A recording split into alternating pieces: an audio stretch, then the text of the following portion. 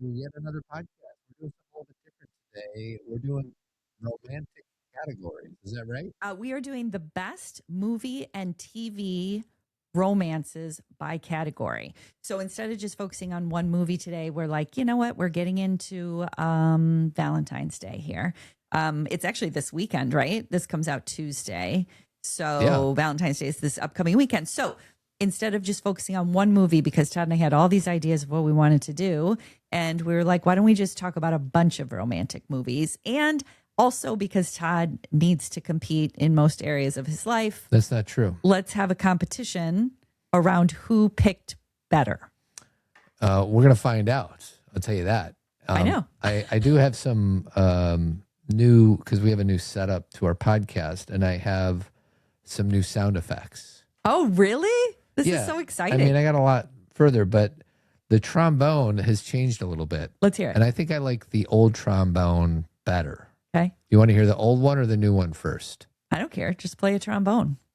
This is the old one. That's old school. I think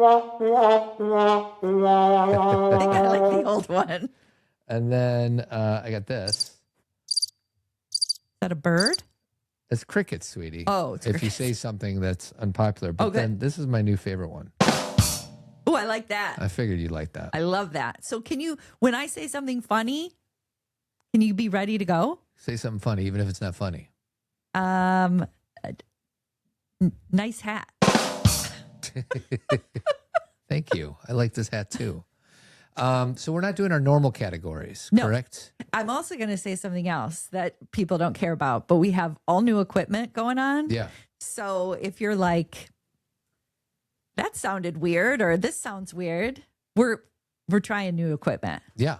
And I think it's going to sound just fine, I think so too. but I just, we're Todd and I have been doing this a long time, and we're not, and new equipment always kind of is like we have to like start again. Do Yeah. you know what I mean? So Throws us just- for a curveball. This throws us.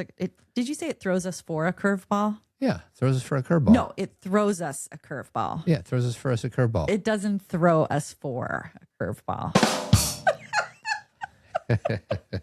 Okay, so anyway, back to this show. So we're not doing misery. We will eventually do Misery. It just doesn't work right before Valentine's Day. I'm not going to do like the saddest, scariest movie. Right? Yeah. Right before Valentine's Day, we have to do That's something kind of us loving. being ironic. I don't want to be ironic. Okay. I want to be real. All right. I want to do the best movie and TV romances by category. I'm a little nervous because I used I'm a gonna win? lot on chat I did not. to come up with my stuff. I did not. So should we just jump in? What Yes, should we do? Let's do it. So, can you do like do you have a sound effect like for love or for hearts or whatever? So when we're starting a new category, we can tell. No, that's crickets. I got it. Okay. There we go. I like it. All right. Okay, that sound. Do it. This is for this category. Okay. First one, everybody. Actually, we need a drum roll. We don't need that sound. We need a drum roll. Best 80s romance. So this is a movie, best 80s romance. Yeah. And I'm going to let Todd start. And I want to say something as far as rules for this discussion. This was really hard for me to do. And so I have some runners up. I did pick my favorite. I'm not doing I can't decide. I did decide, but I am going to also share the ones that I was struggling with. Okay. Okay. You okay with that? Sure. Okay.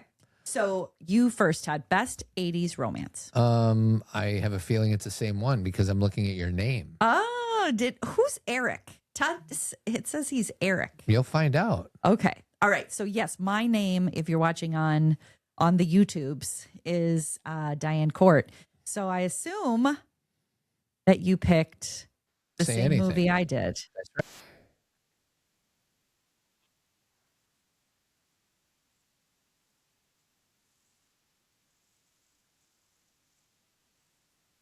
Pause there. Terrifying question. Ugh.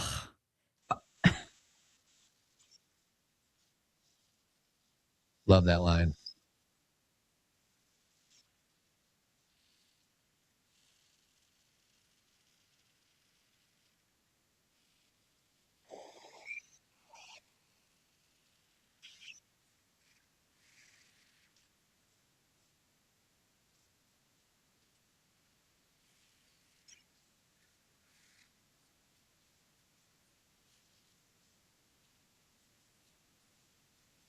I feel like I could do the rest of the scene with Lloyd's help. I don't want to process anything sold, or bought, bought. or processed. But actually, that isn't even the clip that I wanted to play. There's another clip I want to play. But you tell me why your favorite. I assume it's Say Anything. It is. And I will tell you that one of the reasons that scene is so important, besides everybody sitting in a circle looking at Lloyd in that moment, in the background, you can hear a clock. Oh, interesting. Yeah.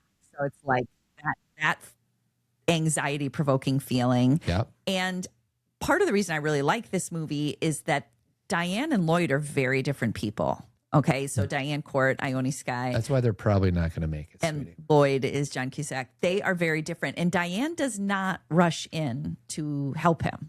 She feels a little anxious about that, but you're right. She doesn't rush right in. She does feel anxious. And Diane is like, even the way she's dressed and the way she is at the table, she is used to being with adults all the time. Yeah. And Lloyd he's very grown up and mature in many ways, but he's also very much a product of his generation. Sure. He's a Gen Xer. He's us. You know what I mean? Like, that's why I loved it. This movie came out in 1989, the year that I graduated from high school. And I thought it was I love all the movies from the 80s. I love 16 Candles and Pretty in Pink and Breakfast Club and, Some Kind of Wonderful. They're all important to me, but Say Anything felt the most real to me. Maybe because it's exactly the age I was, because I was 18 and they were 18.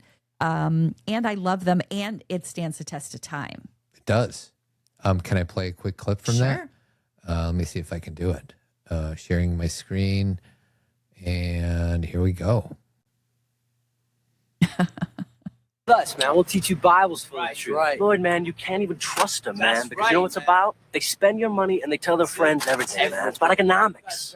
They tell them everything. That's Man, valid. all you got to do is find a girl that looks just like her, Do that. nail her, and then dump her, man. Dump her, Get man. her off your Lord mind. knows we're right. Your only mistake is that you didn't dump her first. Diane Court is a show pony. I You heard need a that stallion, my much. friend. Walk with us and you walk tall. Walk tall, my man. Bitches, man. You can give that kid a compliment. Hey, dude, I better bail. Give that kid a complex. Oh. The best part is, I know, it's later on. Lloyd says, I want to be hurt if you guys know, Oh. he's like, if you guys know so much by choice.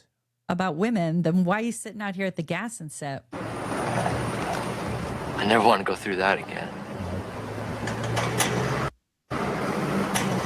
Man, you're bringing me down. Shut up, man. We're going to a kegger, Lloyd. We're going to a kegger and we'd like you to come, man. We're going to find you a girl. We're going to... You don't find a woman like Diane Court at a kegger. You sure don't. No, I think that's the part that you're thinking about is slightly later. Okay. which I don't have Well, pulled up. and they say by choice, which is such a Well, great. I like the part with the rapping. He's wigging. He's wigging every day. He's wigging every night.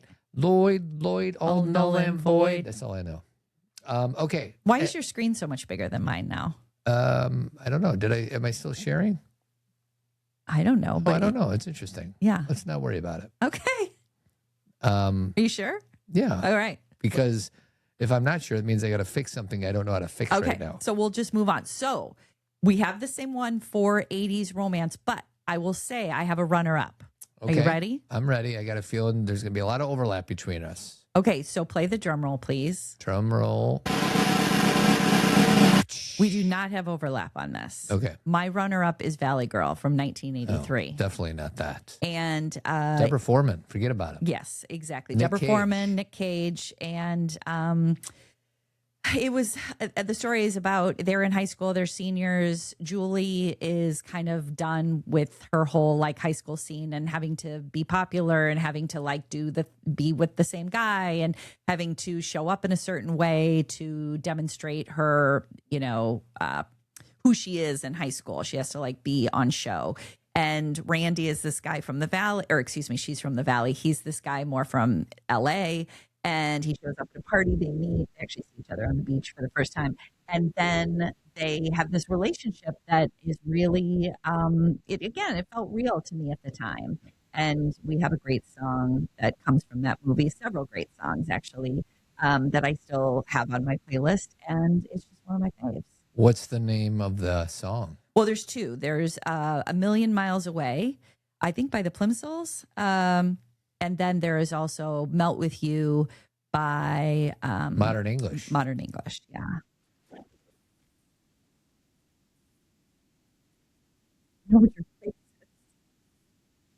I'm pretty sure this That's is a great bad, line from that movie. I'm pretty sure this is a bad movie, sweetie. No, it's actually not. You just didn't see it when I saw it. you didn't see it when you were 18. Oh, I saw it. Or in 83 it came out, so we were in like middle school. Yeah, I saw it and I didn't like it. You did not see Valley Girl in middle school. I saw that movie when I was a little kid. That's how I saw Number 10 Performance. Oh.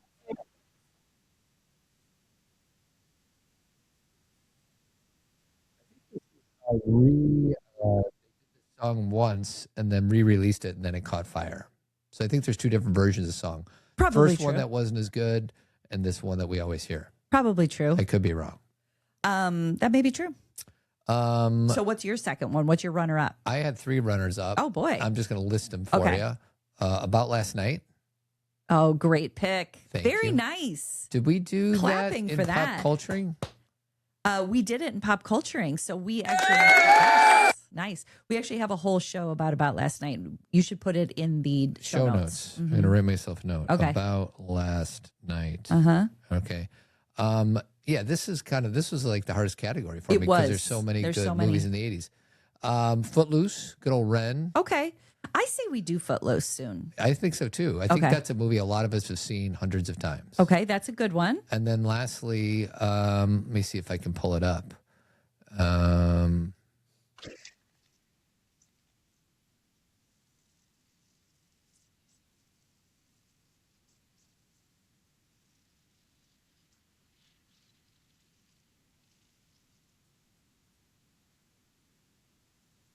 Kind of have to visual, but there's a Ronald Miller Can't Buy Me Love. walking through the hallways with a lot of confidence. Yeah. It's quite a change that Ronald does Yeah, well, between being the nerd to just deciding that he's popular because he dated Cindy Mancini. sometimes when people get power, they don't know how to regulate it. They get You got power anybody hungry. in mind right now, sweetie? A few Yeah. people. Okay. And not quite, it's not the same. Like there's people who just are awful. Yeah. And then there's people who have never had power. So sometimes they take it too far. Yeah. And, they always figure it out at the end of these 80s movies. One thing I can tell you is that they're somewhat predictable. Mm-hmm. The whole idea of watching a movie where the ending is not great, and you've spent all this time with people, I feel like that's a much more modern tale. I feel like in the 80s, they had to end up with the person. And so much so that like a movie like Pretty in Pink, they were supposed to be Ducky and Andy at the end. And, test audiences were like, no. So they changed the end. So she'd end up with Blaine. Should have kept it. Kept it with Ducky. No, I like it with Blaine. We weren't hot for Ducky. So we were like, it felt like second choice. And that's just because of the way they were played. Maybe if he was played differently.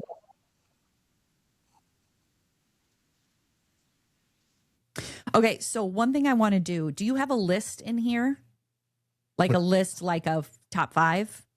A top 5 list of any kind? No, I do not. Okay, I just have a quick top 6 that I Okay. want to talk about.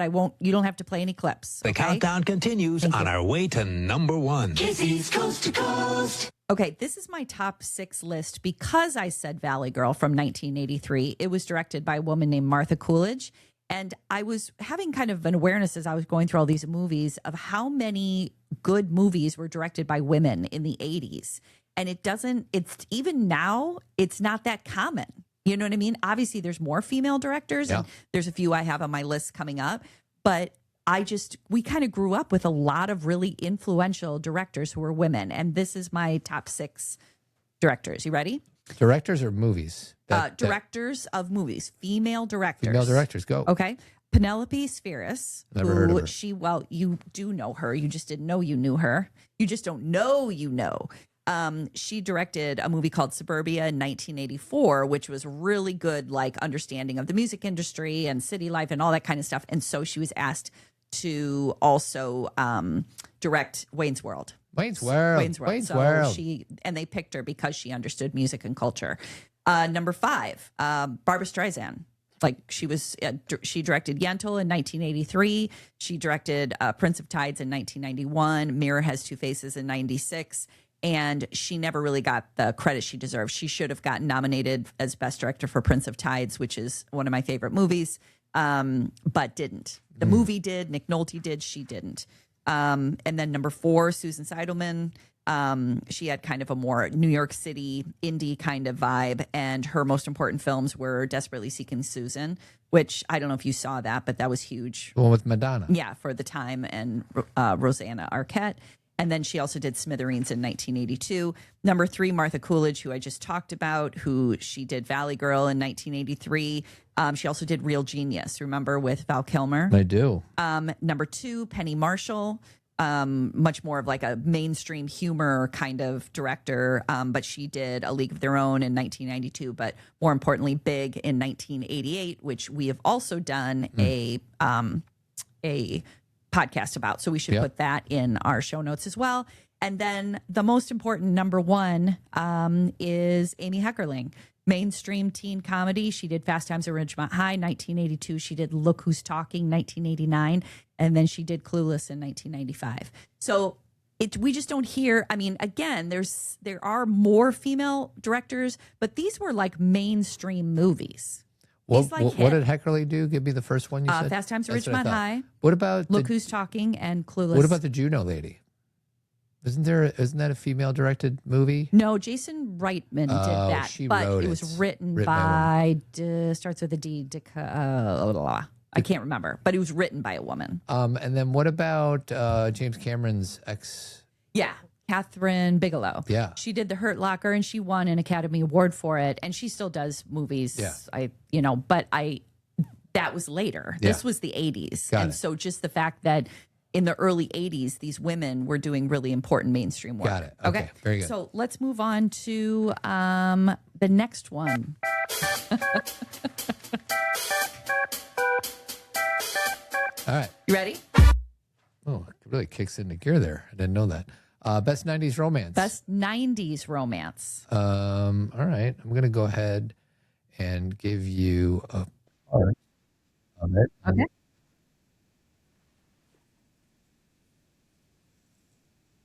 Same one.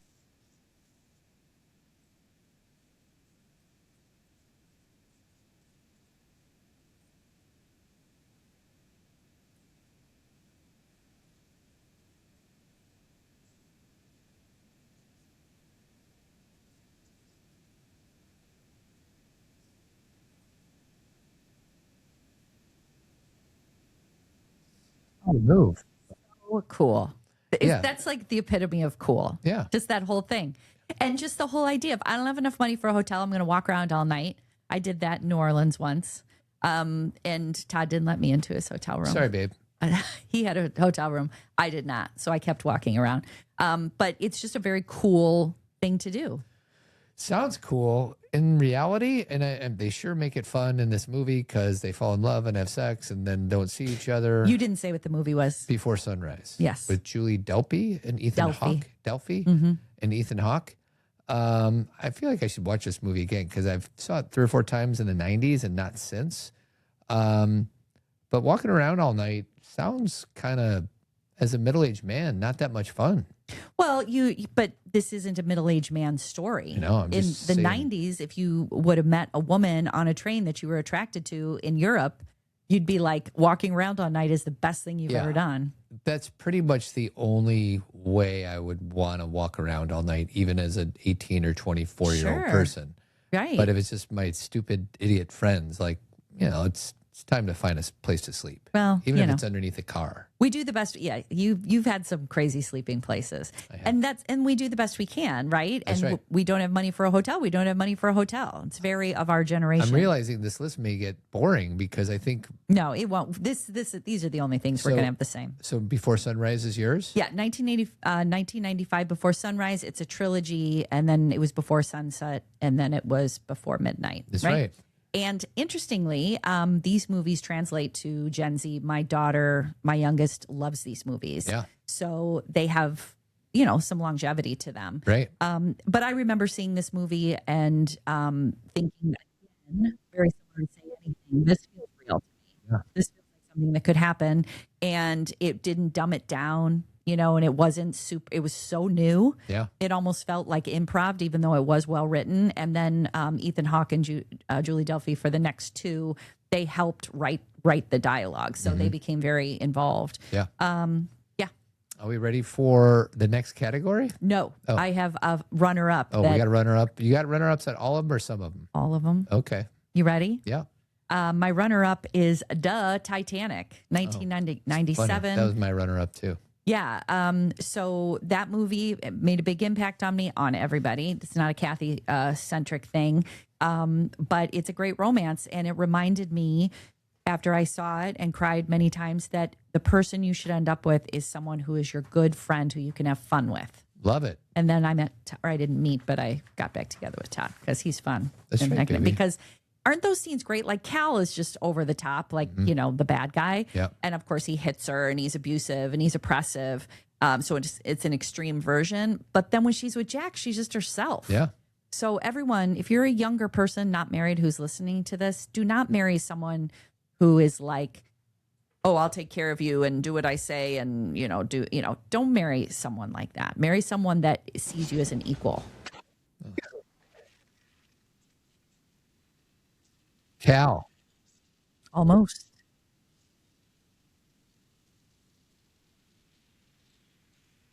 Oh, good old Cal.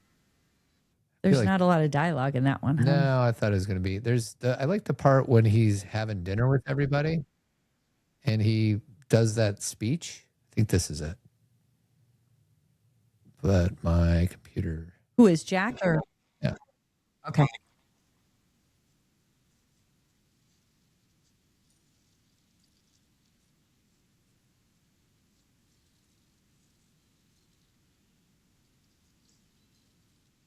This is true. I know that Kate Winslet's not in that scene, and she's as good, if not better, than Leo. But that's just the one I pulled up. So, Yeah. So and Leo looks like a baby. he is. They both look like babies, and this movie held the box office record for 12 years. Yeah. 12 years.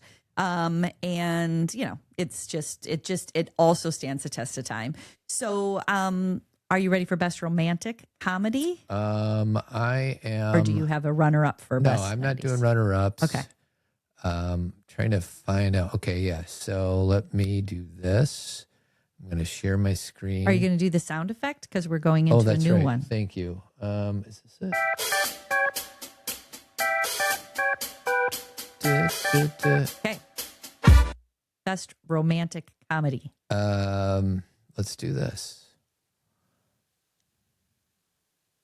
Oh, come on, Todd. Share. Hi, Robbie. Hey, Nana. Hi, cutie. Jacob, it's so nice to meet you. I've heard so many wonderful things about you from Nana. I'm sorry, what's a Nana?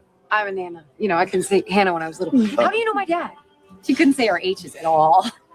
Okay. I'm having trouble understanding what's going on right now. Dad, this is Jacob, my boyfriend. No, it's not. Just bringing him over to meet. No. I want to see the boyfriend, please. Can I take this off now? Cal, what do you do? What are you doing with the daughter that's grown up? I was 17. That's why we had to get married so young. That is something you should have told me. You never wanted me to talk about my children. I'm gonna go watch TV. Recording on here, so Okay. we're in good shape. All right. So Crazy Stupid Love. I don't know if it's a romantic comedy or not. Yeah. Oh, of course. And that's your favorite? Are we in 90s right now? I don't even know. What are we in? We are in best romantic comedy. Oh, best romantic comedy. Yeah, because I think a movie is. You're about to point at me. It's only at like 60%. Okay, now it's going down to 79. Do you see that percentage at the top? Yeah, that's it, uploading the old one. So Oh, it you're is. Okay. Okay. Yeah. Okay, so then let's start. Yeah, let's just. So was that movie Crazy Stupid Love? That was Crazy Stupid Love. Steve Carell, Ryan Gosling, Emma Stone, Marissa Tomei, and I just think it's a hilarious movie. I don't know if it's necessarily in the comedy thing for me. It is a comedy, but yeah. I like it more for the comedic thing versus the romantic thing, if that makes sense. Okay, so yes, you just said I don't know if it's in the comedy, but it is the comedy. It's in the comedy genre, and I like it And more for the comedy. Okay, than the romantic. So you just picked it because you could put it together. And it's a movie that surprised me. It did surprise me as well. Yeah. I really liked it the first time I saw it. It's not in my favorite list, but it's a solid pick. Yeah. I'll give you props for that. What do you have for best romantic comedy? So best romantic comedy, my number one ended up being, you got drums for me? I know you're doing so much. Todd is like doing sound effects. Todd, should we hire a producer? No, I'm joking. Okay. We're never going to do that. Okay. I chose When Harry Met Sally. Oh, interesting. Because I decided to go on what movie I watched the most that's a romantic comedy and that has stood the test of time, because I want to win this little competition we're having. So I chose When Harry Met Sally, and I think I'm willing to bet, because I sometimes am obscure with my picks, that it's the majority of people's number one. Mm-hmm. Don't you agree? I stayed away from When Harry Met Sally because, one, we've already done a whole podcast on it. Two, we were talking about it when we're doing Rob Reiner movies. But yeah, it's probably my top 15 favorite movies of all time. So do I like When Harry Met Sally better than Crazy Stupid Love? Yeah, because I've seen When Harry Met Sally 84 times and I've seen Crazy Stupid Love 8 times. But you're trying to bring in some new things. Bring in some new blood. Well, I will bring in some new things with my runner-up. Okay. You ready? Yeah. Do you have a runner-up? Not one that I feel like talking about. Okay. So my runner-up, if you want to give me drums. Nope. Going back to the drums. Best romantic comedy, my runner-up is The Wedding Singer. Oh, interesting. 1998. If that movie's on, I will watch it every time. I don't care what part it's at. Like, I'm not like, I'll only watch this part. I'll watch it no matter what. It's one of 3 Adam Sandler, Drew Barrymore movies. They also did 50 First Dates, and then another one about, I think it's called Blended or something, where their families come together. But Wedding Singer and 50 First Dates are 2 of my favorites. Wedding Singer more so because it was one of the first movies I saw. Again, it was in 1998 that used the 80s kind of as part of the joke. Yeah. You know what I mean? Like, I remember seeing it, for the first time, and they used all the 80s music. Now this is normal. Everybody does this, but they were kind of ahead of the curve. And, the hairstyles, the clothes, all of the cultural references in the movie, it's really great. So, and lots of little funny things, like they were cones. I need to share what I think is one of the funniest moments of any movie history in this, from your movie. Oh, good. All right. Let's see if I can get it to work. I can see what he's going to share, so that's why I'm laughing. I got way too many tabs open. There we go. Here we go. When my brother, Harold, asked me to be the best man at his wedding, I was like, oh, of course, man. Because you've always been there for me. Like when I was in rehab and like the time I couldn't find my car. Because Harold, he's always been the dependable one. And I've always been the screwed up one. Right, Dad? Why can't you be more like your brother? Harold would never beat up his landlord.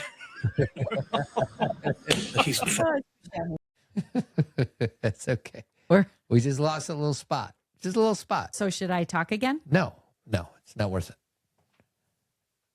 We're okay. Trust me. All right. So I'm going to do a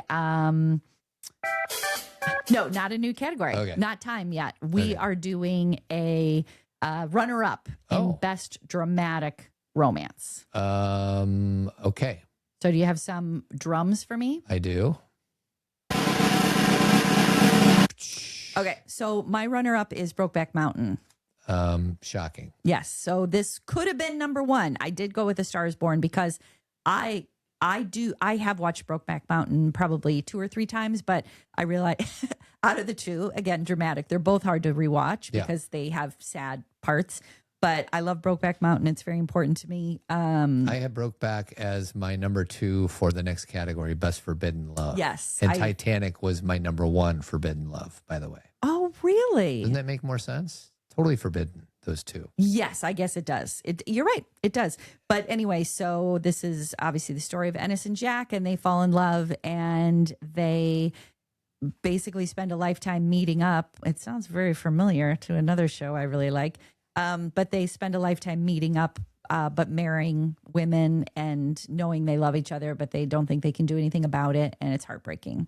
So yeah. So now we can move to Forbidden Love if you'd like.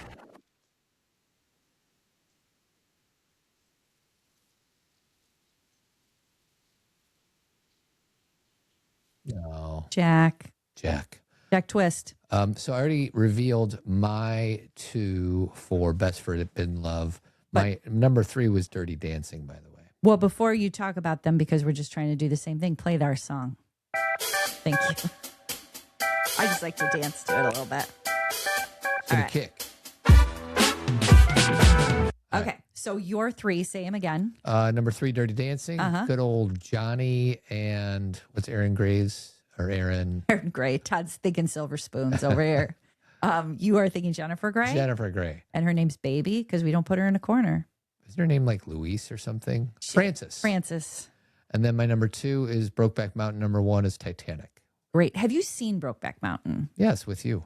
Oh, you did? Okay. Yeah. I was going to call you out and be like, you haven't seen it, but you watched it with me? Yes. When did we do that? Either in the theater or watching at home. But Maybe we did see it in the theater together. What year did it come out? 2005? No idea. We probably did go together. There you go. Okay. So my Forbidden Love. You ready? Got Ready. some drums? I do. This is where we're going to depart. My number 1 is Twilight. Oh. 2008, Edward and Bella. The Dracula movie.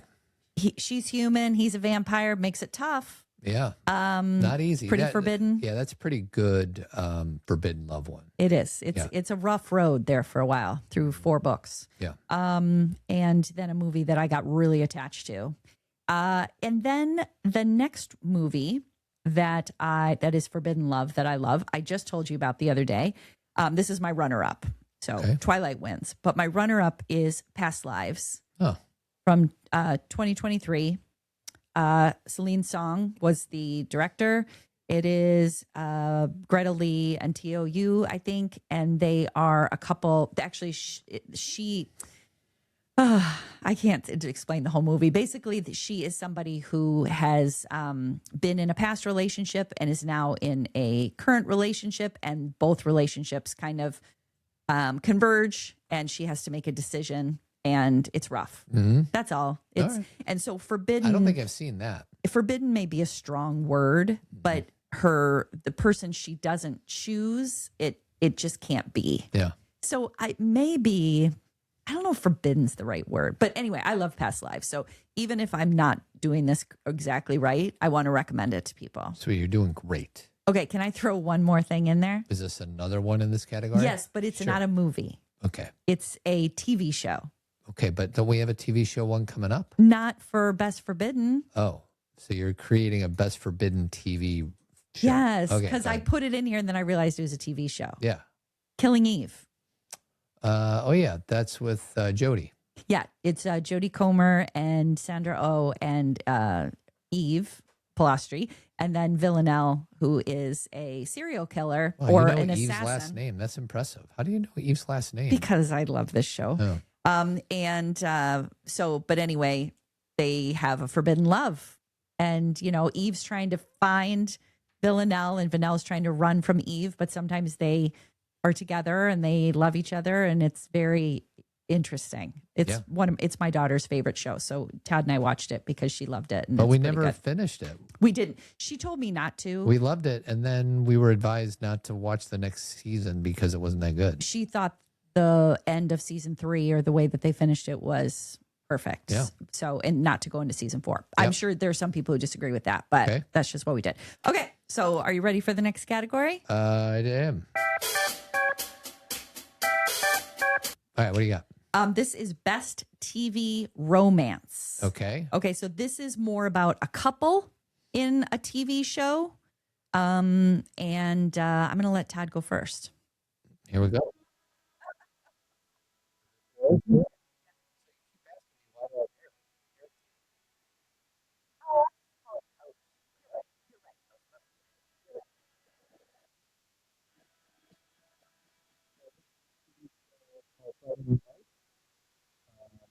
off of probably a book and a movie that Billy Bob played Coach Taylor, even though he wasn't called Coach Taylor back then. I love Coach Taylor. I love Saracen. I love Reagan's. Tammy. I love Tammy. Yes, because it's about the couple. Yeah, the way that these two challenge and support and love each other, it's just very realistic and it's very honest. I just love their energy between the two of them. Yeah, Coach and Tammy are a how would we say this? A couple that is balanced. And again, not all the time. Like Coach definitely takes precedent at the beginning. You know, she has to kind of travel around and do what he's doing. But she also works. She also has opinions on how things should go. She is not only outspoken, but he's a good listener. They negotiate and navigate their relationship a little more honestly than I think a lot of couples do. And I think that had a lot to do with Connie Britton and what she said she wanted to do. I think we learned that. She did. She talked to the creators saying, you got to give me more. Yeah, because, don't sideline Tammy. Yeah, right. Because she was in the movie, I think, as well. And she was like, I can't play a character who has no opinion. Right. Or any ambition. So I'm with you, Todd. Lights, Coach and Tammy. Is that so? We're in sync on that one too. We are in sync on that. This is surprising, everybody. I thought Todd and I would be a lot more. It's not that surprising to me. We watch the same stuff. You're right. You're right. My backup was Ben and Leslie, best TV romance. That is so. This one, I am a mess in this best TV romance. I have so many. I'm not going to make you play clips from all of them. Good. Just list them off. Friday Night Lights wins, but Ben and Leslie are on my list as well. Parks and Rec. From Parks and Rec. They are a very, it's a comedy, and obviously they both have their funny things, but they are a very mature and balanced couple as well. Yeah. And then I also have Randall and Beth in This Is Us. Ooh. I thought they had both of them are really strong. They listened to each other. They took care of each other when they were struggling. They parented together. Mm-hmm. I really liked Randall and Beth. Agreed. And then so these were the other two that could have been number one. Jamie and Paul and Mad About You. That show was really important to me as far as like same thing I was just saying about Titanic is they were like really good friends. This really Gen X is me because there's a lot of people listening who may not have watched Mad About You. It was on in 1992 to 1999. But they were one of the first couples I saw on TV who were friends and who could like talk about anything and negotiate everything. And they loved each other and still had chemistry. I thought that was really, that was new to me on TV. Isn't that sad? It was. Like we didn't have couples like that. So Jamie and Paul were those.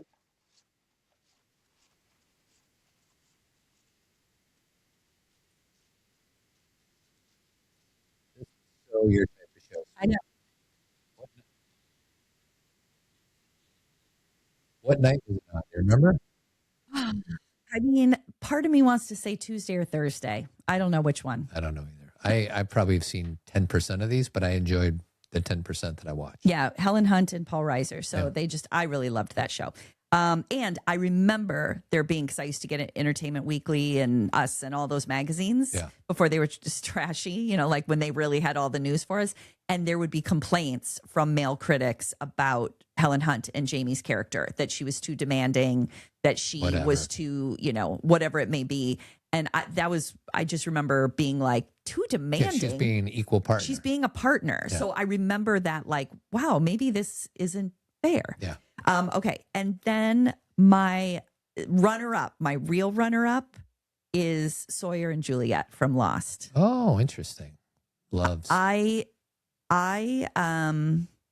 That couple was so, when I say, we're saying they're important to us, I guess what I mean is I was so affected by Sawyer and Juliet when on Lost, when they first meet or whatever, there's nothing going on between them. They're almost like adversaries or completely disconnected from each other because she more had a plot line with our other guy. Yep.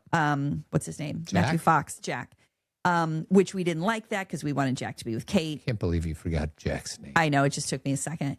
And then they end up with the others in the past time, in the, time warp. Yep. And they fall in love and then live together and have a relationship. But then I don't want to ruin it for anyone, but the movie's been out or the show's been out a long time. Juliet dies. And it's devastating.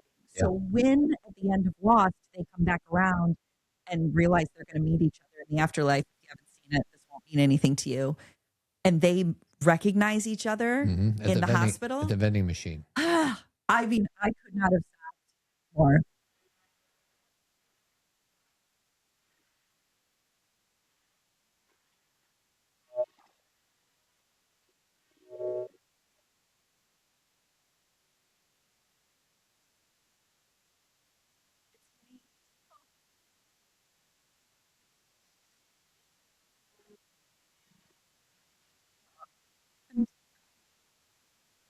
It's just a ridiculously good finale. Anybody who doesn't like the last finale, sorry, got no room for you. And another part of that, why that's so touching, is obviously Sawyer softens up when he and Juliet fall in love, but he was such a rough, untrusting, almost the villain. Yeah, it was a villain in the beginning. And so to have him fall in love and then be so sad at the end is so beautiful. I just loved them. They were I'm sorry, Todd. They were my favorite couple, not Jack and Kate. I'm okay with that. What about Penny and Desmond? What's the name of the one episode that we love so much? The Constant. The Constant.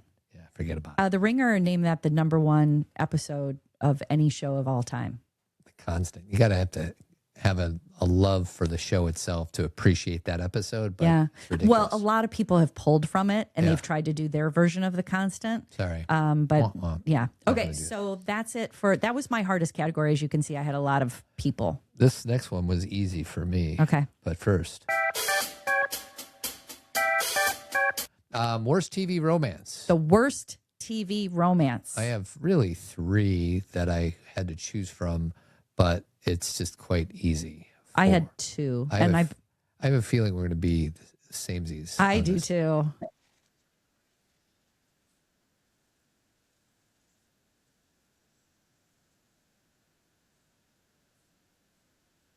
So stop right there. Worst. The worst. The worst. The worst. You should have. They should have never put Joey and Rachel together. Bad mistake. It grossed me out. And some of those episodes could have been funny. Like, do you remember Ross with the fajitas? No. And he's like, "I'm fine." Like because he's so upset about it. Yeah. He keeps saying, "I'm fine." Yeah. And but I can't watch it because Joey and Rachel are together. Yeah. And then all those, do you remember those were really funny when they were, I don't know where they were, but remember Monica's hair kept getting They're more the full. Caribbean at Ross's museum. Speaking engagement. Yeah, right. Excuse me. And so, Is that your number 1 or no? It is my number 1. I have a number 2 though. I'll bet you it's the same thing. Oh my gosh. If we have the same one, then we must be married. It's Big and Carrie. No, Oh. I like Big and Carrie. They're the worst. No, they're not. They were so insufferable most of the time. They had like such little time of connection. Forget about it. Big and Carrie. Oh. I was okay with Big and Carrie. I didn't love Todd's an Aiden fan. Of course. So don't listen to him. Talking about Sex in the City. Yeah, Sex in the City, Big and Carrie. I am fine with them together. I think they were more similar and matched. Aiden and Carrie were not supposed to be together. No. And as we continued on into And Just Like That, we figured that out. Yes. But she and Big had the same sensibility. They were both a little bit Ish. Well, again, I do not think Carrie's a narcissist like a lot of Gen Z does. And Gen Z specifically, Gen X, I think we grew up with her, so we were like, whatever. But Gen Z seems to think she's self-absorbed when really you have to remember you're getting her perspective the whole time. Yeah. So it's unfair. If we were in Samantha's head, maybe we'd think she was a narcissist. If we were in Carrie's head, or excuse me, in, Charlotte or Miranda's head. So I think it's just because we're getting her perspective. So what do you got? My worst is Tom and Ann in Parks and Rec. Oh, yeah. That was part of it. Yeah. But that was so short-lived. So was Joey and Rachel. So I guess that's not. I just needed to give the Big and Carrie thing because it lasted the entire series. True. Whereas Tom and Ann from Parks and Rec is as bad, if not worse, than Joey and Rachel. They had the similar vibe as Joey and Rachel, where I'm like, why are we doing this? And I never understood why Ann kept going out with them. He would, like, I love Tom. I love Tom with Lucy. Like, I like Tom as a character. I think he's hilarious. And I like who he ended up with. But he and Ann, there was nothing. Not much there. Like, she kept going back. Yeah. Totally agree. So anyway, that's it. Last.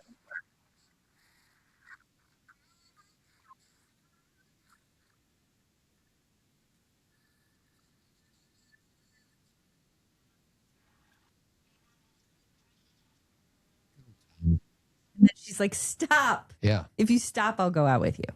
So It's a anyway, great sign for when to Right. decide to go out with somebody. If they stop doing what they're doing, you'll go out with them. and part of Anne's character development was her going from guy to guy to guy. Yeah. So, there's a whole episode where, Leslie's mad at her because she keeps Sure. changing her personality for guys. So I guess it could be part of her character arc, but I didn't like it. Okay. True.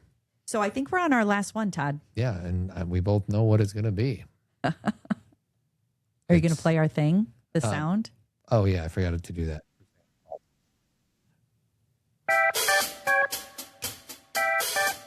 So Go this ahead. category is best romance right now. Right now. Current. Current. And I am going to try to find where it is. Yep, it's right here.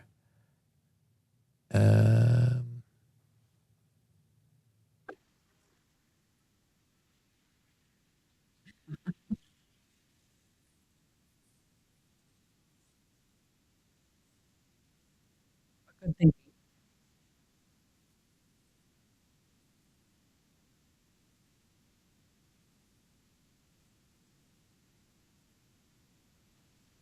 Shane and Ilya. Sweetie. What's the show from? Or This what's is the best romantic show right now that's out called Heated Rivalry. This is not like you and I go through a lot of different shows. Uh-huh. This one's going to stick for you. Oh, I for, know. For us, but for you especially. Oh, for sure. Like you're going to talk about this show 4 years from now. I Even know. if I know they're doing another season, blah, blah, blah. But you can't get enough of this show. I know. I love it. I love the show. I love them. Have we the said it's actors. Heated Rivalry? I don't even know if we said that yet. Did we say, Heated Rivalry? Yeah. It's a Canadian show. It was on Crave, then now is on HBO. And it is fantastic. And I love their characters. I love Shane and Ilya. I also love the actors who play them, Connor Story and Hudson Williams. I love the arc of the show. I think that I didn't know, we did a whole show about Heated Rivalry, so you can go back and listen to all the depth, but I had no idea how good it was going to get. Like I liked one, I watched episode 1 and 2, watched 3, which was good. It was a good setup for everything else, but 4, 5, and 6 are incredibly good and just kind of get you kind of locked into their lives. I just think about them a lot, and they're not real people. Nope. I think about them, but I also had 2 others runner up. I have one other, but I'll save mine to the end. Okay, so I'm kind of cheating a little bit here because it's not, these shows that I'm referring to are not right now. They're just in the last 5 years. Okay. So they're current. Yeah. And so I would say my runner up is The Summer I Turned Pretty. Good old Belly. I really liked Belly and Conrad's story. Not so much Jeremiah. I'm Team Jeremiah. Todd thinks he's Team Jeremiah. He's not. I thought it had a lot of great, not only was it, great summer love kind of show that has, all sorts of years so you can kind of develop these characters, but I also thought it had a lot of movie, what's it called when you're like taking ideas from other movies, from old movies. There was a lot of, I noticed things as I was watching it. And I liked the actors. I mean, it wasn't great. It was just really enjoyable. Yeah. And we did a podcast on it. So We did. all these things we're talking about, we've done podcasts. And then the last one, which was a couple of years ago as well, is Normal People with Daisy Edgar Jones and Paul Mescal, which Todd and I are watching now. Again, I've watched it. Todd has not. I thought Normal People was so well done and so quiet and like another good length of time with a couple. And it's so much learning and so much depth to their characters. You just basically saw people grow up with each other. And so those are my 3 most current romantic things that I'm watching. All right. This is mine. You ready? Yep. Here we go.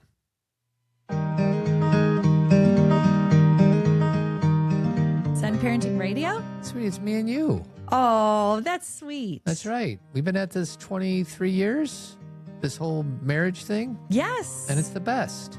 It is the best. Thank you. So as much as I love Ilya and Shane, I go with Todd and Kathy. Yay. So you need some clapping for that.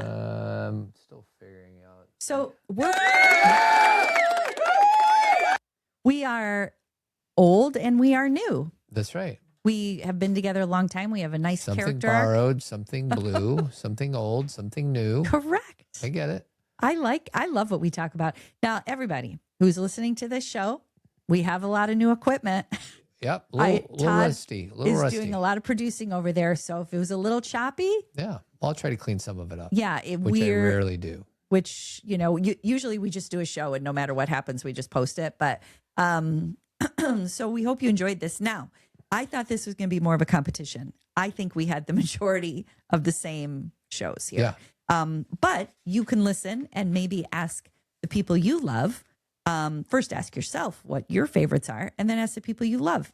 This is a great kind of thing to do on Valentine's Day. If you have a date with someone you love, say, let's talk about our favorite pop culture, romantic movies and TV and I'll shows. put the categories in the show notes. Yeah. So you don't have to remember what they were. Search for them. So cool.